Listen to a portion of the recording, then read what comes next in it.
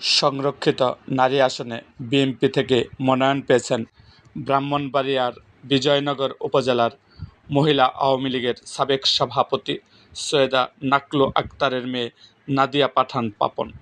সামাজিক যোগাযোগ মাধ্যমে এ নিয়ে চলছে আলোচনা সমালোচনা। মেয়ের এই মনোনয়ন প্রাপ্তিতে খুশি জানিয়ে মা বললেন, রাজনীতি নিয়ে আমাদের মেয়ে মাঝে কোনো মতানৈক্য হয়নি, এ নিয়ে কোনো ধরনের কথা হয়নি। শ্বশুর বাড়ি থাকার সুবাদে আমার মেয়ে ঢাকাতেই রাজনীতি করেছে। নাদিয়া পাঠান পাপন ঢাকা মহানগর দক্ষিণ বিএনপির সদস্য। ছাত্র জীবন থেকেই তিনি ছাত্রদলের রাজনীতির সঙ্গে জড়িত। ইউনিয়ন পর্যায়ে ছাত্র রাজনীতি থেকে শুরু করে তিনি কেন্দ্রীয় পর্যন্ত পদে আসীন হন। জুলাই অভ্যুত্থানে তিনি সরাসরি মাঠে ছিলেন। নাদিয়া পাঠানের মা সৈয়দা নাকলু আক্তার আওয়ামী লীগের রাজনীতিতে বেশ সক্রিয় থাকার পাশাপাশি জেলা পরিষদ সদস্য ও উপজেলা পরিষদের ভাইস চেয়ারম্যান ছিলেন। বিজয়নগর উপজেলা আওয়ামী লীগের ভারপ্রাপ্ত সাধারণ সম্পাদক জাহাঙ্গীর মৃধা সামাজিক যোগাযোগ মাধ্যমে ফেসবুকে দেওয়া এক স্ট্যাটাসে লিখেছেন, রাজনীতিতে শেষ কথা বলতে কিছুই নেই।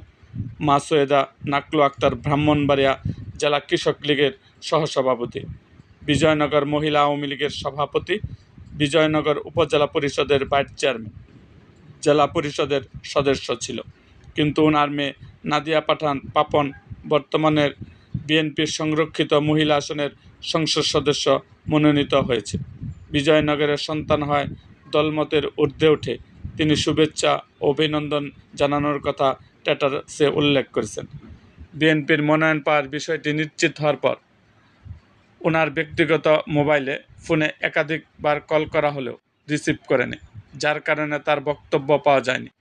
তবে নাদিয়া পাঠানের মা সৈয়দা নাকলু আক্তার বলেন, আমি আরও আগেই আওয়ামী লীগের রাজনীতি ছেড়ে দিয়েছি। আমার মেয়ে ছাত্র জীবন থেকেই বিএনপির রাজনীতি করত, তবে রাজনীতি নিয়ে তার সঙ্গে কখনো আমার মতানৈক্য হয়নি। মেয়ে এমপি হলে মায়ের যে অনুভূতি হওয়ার কথা সেটাই আমার হচ্ছে। এরকম আরও ভিডিও পেতে এবং রাজনৈতিক অঙ্গনের নানা ঘটনা ও ইতিহাস জানতে আমাদের মুক্তাগাছার ইতিহাস মিডিয়া ইউটিউব চ্যানেলটিকে সাবস্ক্রাইব করুন এবং পাশে থাকা বেল আইকনটি বাজিয়ে দিন।